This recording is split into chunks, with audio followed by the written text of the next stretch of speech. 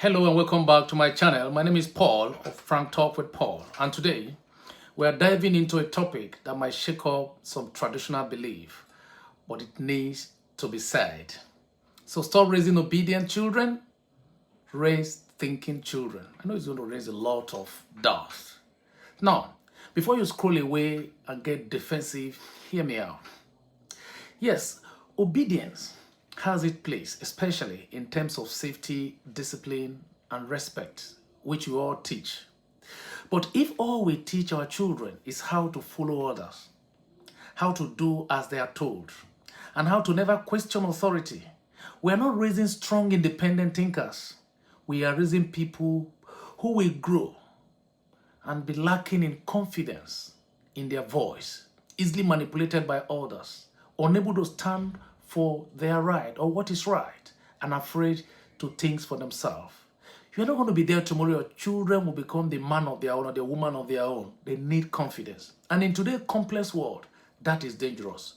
So in this video, I will be exploring why blind obedience is outdated and harmful, what thinking children look like, how to raise children who are respectful and independent, and how to balance cultural values with modern parenting. It's going to be a very good run with me if you stick to the end. Let's get into it. And I'm hoping by the end of this video, you'll be happy you stay all through. And I'm enjoying to stay all through because it's going to be a very interesting moment of discussion around parenting. Let's define the word obedience. Because that word obedience, because I mentioned it, a lot of us are already taken away. To be obedient means doing what you are told without question, without delay, and without resistance. Meaning you are not resisting anything, whatever you are told, you do it. It sounds ideal, right? But ask yourself, ideal for who? Often, obedience makes life easier for adults, not necessarily better for children. We're talking about child training here. In many cultures, especially in Africa and Asia, obedience is equated with good manners, good parenting, and good values. But you're here in the Western world. And in the Western world, especially in older generation, obedience was often demanded to maintain order and control. That is what it used to be. But here is the truth. Obedience without understanding is submission. And submission without choice is not respect. It is fear. Because you submit in fear. You don't understand what you are submitting to. You submit in fear because there are consequences if you say no. We need to stop raising children who are easy to control. Who start raising children who know how to think, reason, and decide for themselves. Because you are teaching them the life skill. They are going to move into the world, be faced with real life situation where they will have no. The danger of raising children only as obedient children. Let's look at some real consequences of raising children who are obedient, obey without saying anything. They may follow dangerous instruction if a child has been conditioned to obey every adult. They are at the risk of abuse or manipulation. They won't know how to say no when someone crosses the boundary. Your child must be able to understand when to say no and not just to take everything. They may lack critical thinking skill in school, in friendship, and later in life. They won't know how to solve problems creatively or ask important questions when they need a rise. You're not going to be there with them all the time. They may suppress their emotion. Obedience often teaches children that expressing disagreement is equal to disrespect. So they bottle it up until they explode or break inside. You don't need that for your child. They may struggle with peer pressure because they were taught to just do what you are told. They may also follow friends blindly. That's the danger in it. And in adulthood, they may enter toxic relationship, be afraid to say no to a boss, or fail to advocate for themselves. You are not going to be there tomorrow when they are adult. You allow them to live their life. So you need to teach them what it means to think for themselves right now. So again, I ask, are you raising children for our comfort today or for their strength tomorrow? That question should direct your path, to give you the direction which we are going now.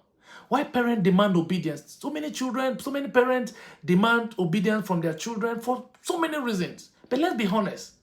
Why do we push for obedience? Because we are tired. We want peace. We were raised that way. or we believe obedience is equal respect. But that is not true. If you are afraid, the reaction and the kicking of a child that you are training, then you are not going to do your best for them, especially in Africa and nation homes, where elders are highly revered. Questioning adult is seen as disrespect, but that is not helping. But here is the key, and the key distinction. Respect doesn't mean silence. Obedience doesn't mean agreement. When you obey, it doesn't mean you have agreed. And questioning doesn't mean rebellion. When the child questions you, it doesn't mean the child is rebellious. You want to know. We can teach children how to express themselves respectively while still thinking independently. In today's world, we must do this. Give them an environment, create an environment where they'll be able to express themselves healthily without bottling up things, so that when you're not there tomorrow, they can stand for themselves, because that's the key. Not to raise wild, rebellious, disrespectful kids. No, that's not what is intended. We are aiming to raise children who are emotionally intelligent, who are confident but kind, who are respectful but not awful, who are not fearful. They are respectful, they're not fearful, who are curious but grounded, who are strong enough to say no but wise enough to listen. They are wise, they can listen. All this is taught them by you. You are the one that will teach them. These are the children who will speak up when something is wrong, who will ask meaningful questions, who will think before they act, who will challenge injustice and build healthier relationship. If you don't do all of this for them and create that environment for them where they are under your tutelage now, you create a fearful child who will not do nothing tomorrow. That is the world, because the world needs them right now. That is what the world needs. We can't do less. We are training who will take over from us tomorrow. And what does thinking child looks like? When they say the child is thinking, create an environment for a child to think and let him be a thinking child, what does it look like? A thinking child asks questions like, why do we do this? Or can we try it another way? Expresses disagreement politely, not rudely. Think through consequences before making decisions. Problem solve creatively. They solve problem creatively. They allow you to see what it means. Feel comfortable having a voice, even around adults. When the adults are there, they are very comfortable. They have that voice. If you kill that today, there will be dummies tomorrow. And they may be frustrated sometime. They may challenge you sometime, but they are not being bad. They are becoming themselves. And that is a beautiful thing. You must look deeply into it, because that's important. The child must be given their understanding. They must be given an environment where they grow. You grow them up to understand that they have a say. Otherwise, you're messing things up. I'm going to give you some points on way of raising thinking children without losing the value of respect and structure. You feel that is difficult. You can encourage them to come up and ask questions. Encourage questions. When your child says why, don't say because I said so. That's not the best way to do that. Instead, try to make them understand the reason why you say that. That's a good question. You can say that's a good question. Here is why. What do you think? Let's think it through together. The child will understand that, whoa, I don't have a child, but it's giving me my position. It's giving me my own place here. You are modeling curiosity and dialogue, which is key for child growth. Let them make small decisions. Don't take decisions for them, no matter how small they are. Let them make some decisions so that the consequence will come out. They will see it. You guide them through. Give them age-appropriate choices for their own age. Would you like to do homework before dinner or after? Do you want to save or spend your allowances? You give them allowances. Maybe you are teaching them financial literacy. This builds confidence and decision-making skill in them. You are creating that with them. Let them experience consequences. Let them do certain things, take decisions, and let the consequence come for them. But guide them. Don't rescue your child from every poor decisions. When they take decisions, let the consequence come. Guide them through and let them endure it. If they forget their lunch, they will be hungry once and remember next time. That is the natural consequence.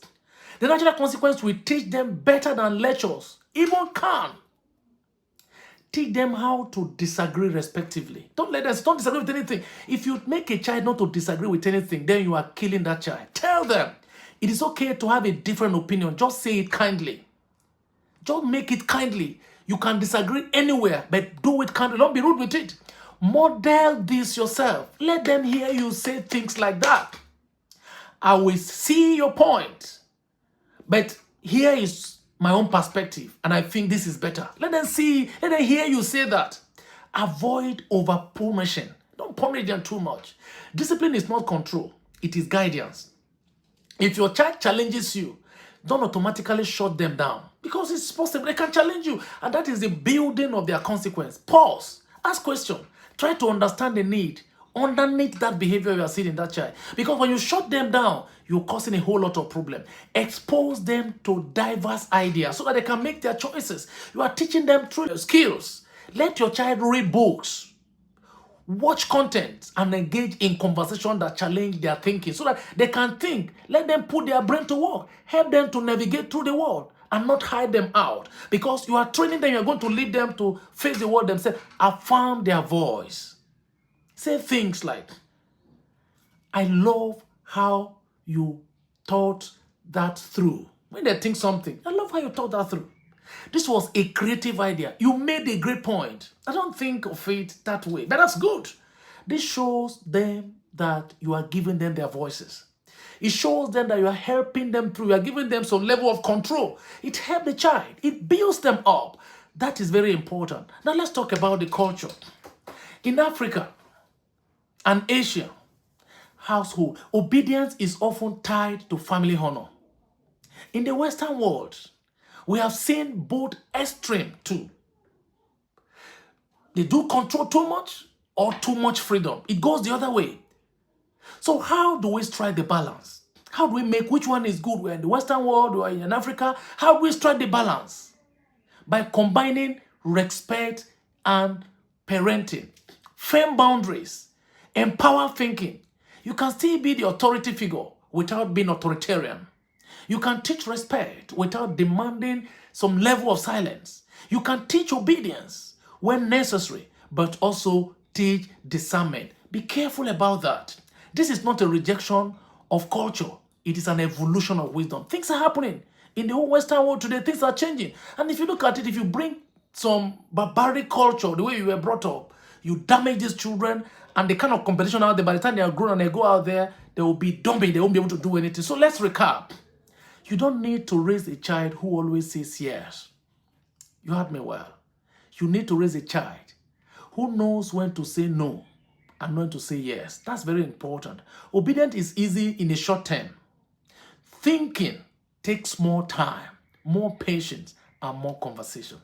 But it creates stronger adults, the healthier relationships, a braver voices, and a better world tomorrow. Because you're not looking at your child today, you are building them up for tomorrow.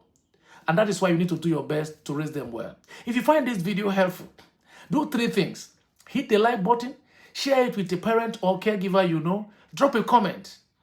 Are you raising an obedient child or thinking one? What's been your biggest lesson so far?